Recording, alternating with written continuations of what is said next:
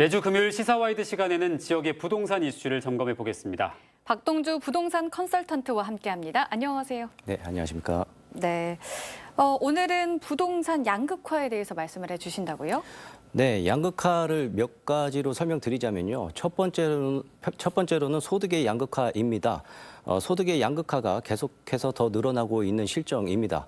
더 많이 버는 사람은 더 많이 벌고 적게 버는 사람은 조금 더 적게 버는 거겠죠. 그리고 두 번째로는 지역의 양극화입니다.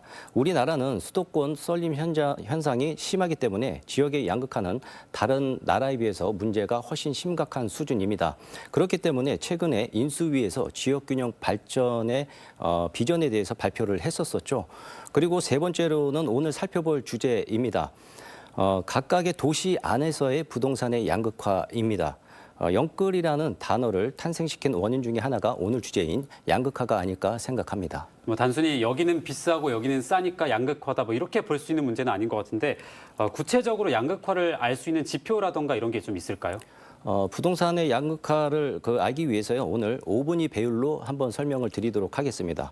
5분위 배율은요. 부동산을 5개의 그룹으로 나눕니다. 그래서 1분위부터 가격이 싼 순서대로 5분위까지 나누게 됩니다. 그러면 1분위에서 그룹이 제일 싼 부동산들이 모이게 되고요. 그리고 5분위는 제일 비싼 부동산들이 모이게 됩니다. 그래서 1분위와 5분위를 나눈 값이 5분위 배율이다. 이렇게 말씀드립니다. 네, 그럼 광주 지역 아파트의 5분위 배율은 어떤가요? 광주는 2014년에 1분위와 5분위 배율이 3.7배였는데요. 지금 현재 2021년까지는 5.9배로 늘어났습니다. 가격으로 쉽게 설명드리면요. 광주 아파트 중에서 가장 낮은 1분위 아파트는 7년 전에 7,900만 원에서 현재는 1억 1천만 원으로 올랐습니다. 그리고 가격이 높은 5분위 아파트는 7년 전에 2억 9천만 원이었던 게 지금 현재는 6억 6,300만 원까지 올라갔습니다. 종합해보면요. 1분위 아파트는 7년 동안에 3,100만 원이 올랐고요. 그리고 5분위 아파트는 7년 동안에 무려 3억 7,300만 원이 올랐습니다. 이 지표에서 알 수 있는 건요. 가격이 저렴한 아파트는 적게 올랐고 또 비싼 아파트는 그것보다 더 많이, 더 빨리 올랐다고 볼 수 있습니다. 그래서 양극화가 더 많이 벌어졌다. 이렇게 이해하시면 될 것 같습니다. 네, 구체적인 액수를 들으니까 더 이 양극화가 얼마나 심한지가 좀 와닿는 것 같은데요. 요즘에는 전세 가격도 참 많이 올랐잖아요. 전세 가격의 5분위 배율도 혹시 알 수 있을까요? 네. 전세 시장은요, 2014년도에 7년 동안 1분위 전세 아파트는 5,900만 원에서 8,600만 원으로 올랐고요. 그리고 5분위 아파트 전세 가격은 2억 2천에서 4억 2천만 원까지 올랐습니다. 그래서 1분위 아파트는 7년 동안에 2,700만 원 올랐고요. 그리고 5분위 아파트는 2억 원가량 올랐습니다. 전세 시장에서도 양극화가 뚜렷하게 보이고 있습니다. 네, 그러니까 매매든 전세든 양극화가 점점 심해지고 있는 건데 올해 벌써 2분기에 접어들었잖아요. 지금까지의 부동산 시장 상황 어떻습니까?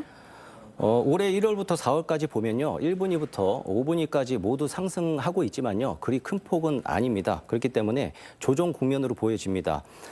그리고 월간 상승률을 보면 상승하는 것으로 나오고는 있지만 그렇게 신뢰할 만한 정보는 아니다라고 보여집니다.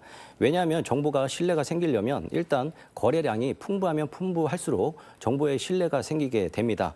그렇지만 광주는 작년 11월부터 4월까지 거의 6개월 동안 거래량이 최악의 상황이었습니다. 쉽게 설명드리면 설문조사할 때 10명을 대상으로 하는 것과 그리고 또 10,000명을 대상으로 하는 설문조사 중에 어떤 설문조사가 신빙성이 있겠습니까? 당연히 후자일 겁니다. 그렇기 때문에 요즘 부동산 거래량이 너무 작기 때문에 상승이라고는 보기 어렵다고 할 수 있겠습니다. 네, 그래도 이런 것은 눈에 띈다. 좀 어떤 게 있을까요?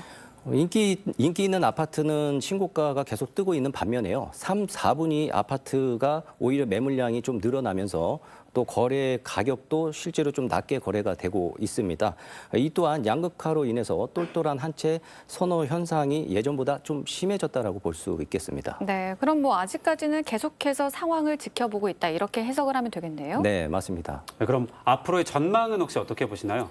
일단은 전망하기 전에요. 이전의 상황이 어떻게 연출됐는지 이해하는 게 굉장히 중요할 것 같습니다. 광주는 2020년 12월 18일 날 조정 대상 지역으로 지정이 됐습니다. 그리고 나서 2021년 상반기까지 관망세로 거의 6개월 동안 거래량이 굉장히 많이 줄었습니다. 그렇지만 관망세로 인해서 수요가 줄긴 했는데요. 반면에 매도 물량도 굉장히 많이 줄었습니다. 이유는 과도한 양도세로 인해서 팔고 싶어도 팔 수 없을 정도로 세금이 많이 늘어났기 때문에 매도 물량이 엄청나게 줄었다고 볼 수 있겠습니다. 그런데 광주가 6개월 동안 이렇게 관망세로 있는 동안에 비규제 지역에서는 신축 아파트 위주로 가격이 큰 폭으로 상승을 했습니다. 네. 거의 1억 원가량 올랐다고 좀 볼 수 있겠습니다. 그래서 상대적으로 광주 부동산이 싸다라는 인식까지 좀 생기게 됐습니다. 그래서인지 2021년 후반기에 접어들면서 비규제 지역들의 아파트 가격의 상승과 그리고 매도 물량 감소로 인해서 광주의 구축 아파트 가격부터 큰 폭으로 상승을 하기 시작했습니다. 그래서 2021년도는요, 후반기에는 대세 상승 국면이다라고 볼 수 있겠습니다. 그렇지만은 작년 말부터 금리 인상 때문에 늘어난 이자 부담으로 인해서 전세 시장의 수요층이 많이 줄었고요. 그리고 2022년에 많아지는 입주 물량 부담과 그리고 대선이라는 큰 변환점을 맞이하면서 또 한 번의 관망세가 찾아왔다고 볼 수 있겠습니다.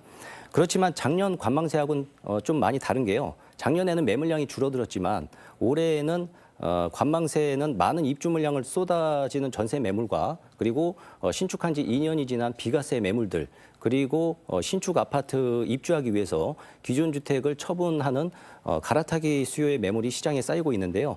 이런 점들이 좀 다른 점인 것처럼 보여집니다. 그래서 중요한 건 역시 매물이 소진되는 속도에 주목할 필요가 있다고 보여집니다. 현재는 확실히 저번 달보다는 분위기가 많이 달라졌습니다. 거래가 예전보다는 소폭 늘어나고 있는 추세입니다. 네, 그렇군요. 그러면 지금의 상황과 좀 비슷했던 때가 이전에도 있을까요? 네, 지금 광주 부동산 시장은요, 최근에 2019년도의 시장과 비슷한 분위기인 것 같습니다. 2019년도에 많은 공급량으로 인해서 광주 아파트 가격이 큰 폭으로 하락할 것이라고 많은 분들이 예측했었습니다. 네. 그도 그럴 것이요. 2019년도에 입주 물량뿐만 아니라 분양 물량 또한 엄청나게 많았던 한 해였습니다.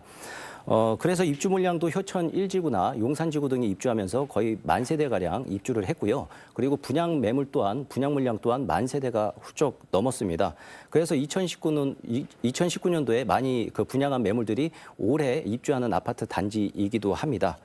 그래서 이렇게 많은 물량 때문에 실제로 2018년도까지 많이 올랐었던 신축과 준신축급들의 매물들이 쌓이고 실제로 가격도 많이 하락했었습니다. 그렇지만은 2020년도부터 분양 물량과 또 입주 물량이 소폭 감소하기 시작하고 그리고 점차 매물이 소진이 되면서 가격이 또 한 번 상승하기 시작했습니다. 그렇지만 이전 사례와 굉장히 다른 점이 있다면요. 지금은 광주가 조정 대상 지역이라는 겁니다. 이 점이 굉장히 크게 다른 점일 것 같고요. 그리고 정권 교체로 인해서 정부가 부동산 규제 완화를 기조로 삼고 있기 때문에 이런 점들을 주목해서 고려할 필요가 있지 않겠나 생각합니다. 네, 그러면 뭐 앞으로 광주 부동산의 양극화가 좀 더 심해진다 이렇게 이해를 해도 괜찮을까요? 네, 양극화는 피할 수 없는 과제라고 생각합니다. 하락과 조정 그리고 상승 국면이 반복되겠지만요. 결국에는 양극화로 수렴되지 않나 생각합니다. 네, 부동산 불패 분위기 속에서 이 부동산 양극화를 해결하기 위한 방안은 무엇이 있을지 고민이 필요하겠습니다. 지금까지 박동주 부동산 컨설턴트였습니다. 오늘 말씀 고맙습니다. 네.